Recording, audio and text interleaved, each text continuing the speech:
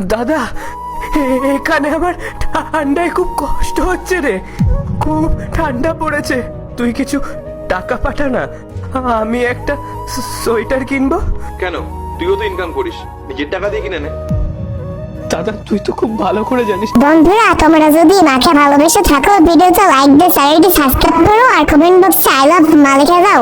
আমার মাইনের সব টাকা তো আমি বাবা মার চিকিৎসার জন্য পাঠিয়ে দিই। আমার না এখানে ঠান্ডায় খুব কষ্ট হচ্ছে রে, তুই কিছু টাকা পাঠিয়ে দে না। আরে আমার নিজেরও পরিবার আছে, আমি নিজের পরিবার দেখবো না তোকে টাকা পাঠাবো? রাখ এবার ফোনটা।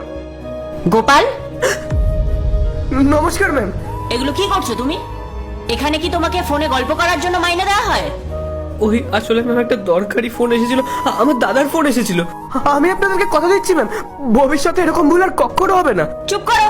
তুমি আমার সামনেই ফোনে কথা বলছো আর আমার পেছনে না জানি কতক্ষণ ধরে ফোনে সময় নষ্ট করো। পুরো কোম্পানি দেখাশোনা করার দায়িত্ব তোমার, আর তুমি যদি এভাবে ফোনে